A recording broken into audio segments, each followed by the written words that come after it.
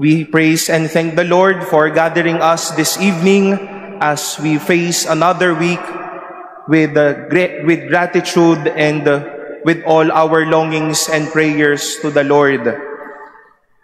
Challenged. This is how I wish to describe the characters of our readings for today's celebration. They were all challenged. Sinubok sila sa kanilang pananampalataya at sa kanilang katapatan.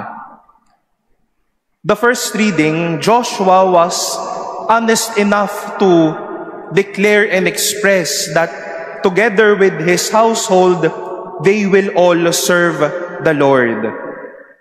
At tinanong niya ang mga tao kung sino ang kanilang paglilingkuran at kanino sila magiging tapat. They were all challenged with the choices made by Joshua. The gods, with a small g, of your fathers who served beyond the river, or the gods of the Amorites in whose country you are now dwelling. Mukhang mabango ang mga kanilang pwedeng pilian. Dahil sa mga Diyos-Diyosan na ito, naririyan kayo. Dahil sa mga Diyos-Diyosan na ito, parang kayo ay binigyan ng pagkakataon. Ngayon, sino ang pipiliin ninyo? Sinong Diyos-Diyosan sa dalawang ito? Pero sumagot naman sila na ang Diyos ang kanilang sasambahin at mamahalin. Dahil naniniwala sila na ang Diyos na ito yung sumama sa kanila at dumamay sa kanila. Ang Diyos na ito yung sumama at nakiisa sa kanila habang sila ay nasa karanasan ng pagkaalipin. Sinubok sila, ngunit naniwala sila. But on the one hand, we've heard that today we shall now conclude our reflection on the 6th chapter of St. John.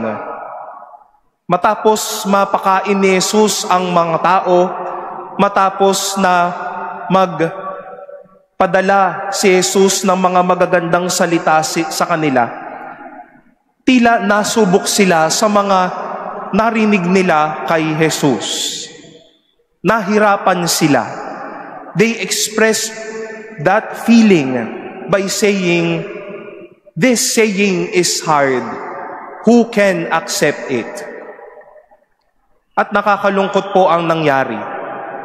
St. John described the experience by saying, many of his disciples returned to their former way of life and no longer accompanied him. Sinubok ang mga taong ito ng mga salita at ehemplo ni Jesus, pero nakalimot sila. Sinubok sila, kaya pinagpalit nila si Jesus. Sinubok sila, kaya naman ang dali nilang talikuran at kalimutan si Jesus. I've been reading this gospel for so many times last week. And I cannot but feel not the sadness, not the madness, but the sadness in Jesus. Parang gusto niya pong sabihin sa mga pinakain niya, mga nabusog niya sa kanilang mga tiyan, those who were satisfied with all that they've heard. Ganun na lang yon. Parang gusto niyo na lang na tapusin na ang lahat para sa atin. Iiwan niyo ako, pinagpalit na ninyo ako, tatalikuran na ninyo ako, nasubok kayo kaya kakalas na kayo sa akin. Mga kapatid, sa madami pong pagkakataon, dumaan din po tayo sa mga tao, dumaan tayo sa mga karanasan at sa mga salita na sumubok sa atin at talagang humamon sa atin. Lalo't higit, hindi tayo nakakalagpas sa mga pagsubok ng pananampalataya at pagtitiwala natin sa Diyos. Mga pagsubok ng pananampalataya na tinatawag nga natin. We were challenged. Will you love God or turn back to Him? Magdadasal ka pa din ba kahit parang bingi na ang langit sa iyong mga ninanais? Sasampalataya ka pa din ba kahit parang ang daming balakid, problema, trabaho, relasyon, mga bigat sa puso at buhay, issues, mga pabigat sa paligid natin, whatsoever. Magtitiwala ka pa din ba kahit hindi laging magaganda ang maririnig mo? Dahil minsan kailangan kang paalalahanan, kailangan kang masermonan sa buhay na ito. Let us be inspired how the tribes of Israel and the apostles answered. Kahit na sinusubok, kahit na hinahamon, kahit mahirap, magtitiwala kami sa Diyos. Susundan namin ang Diyos. Di ba po sinubok tayo? Di ba muntikan na din tayong tumalikod kay Jesus? Di ba minsang namuntikanan na ang ating pagkalimot kay Jesus? Dahil nahirapan at hinamon din tayo. But why are you still here? Why are we still here? Why are we still following, loving, believing, and trusting in the Lord despite everything that we've been experiencing?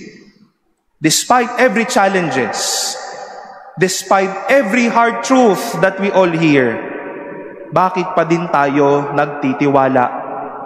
Bakit tayo naririto? Bakit tayo linggo-linggo nagsisimba? Bakit araw-araw tayong nagdadasal? Bakit araw-araw tayong nagtitiwala sa Diyos kahit na sinusubok tayo? And I hope we get and root our answer from what the people of Israel expressed. Dahil kasama pala namin ang Diyos. May Diyos na dumamay pala sa amin kahit ba parang hindi namin ito nakita. May Diyos na kumakampi sa amin. Hindi po laging maganda at magaan ang maririnig sa buhay at sa pagsunod kay Jesus. Minsan makirot. Minsan madaling magsabi na ayaw ko na. Aalis na ako. Layas na ako. Bitaw na ako. But you know, hold on to why are you still here. To why you are still believing. To why are you still putting your love and your trust to this loving and gracious God. Kahit sinusubok, kahit hinahamon, kahit nahihirapan, magtitiwala tayo sa Diyos. In the event and in the coming days that we will all face challenges and we too be in the midst of problems that sometimes may kill our thoughts and our lives. Mukhang tatanungin din tayo ni Jesus, do you also want to live? Kumbaga parang tinatanong ni Jesus, iiwan mo din ba ako? Hihiwalayan mo ba ako?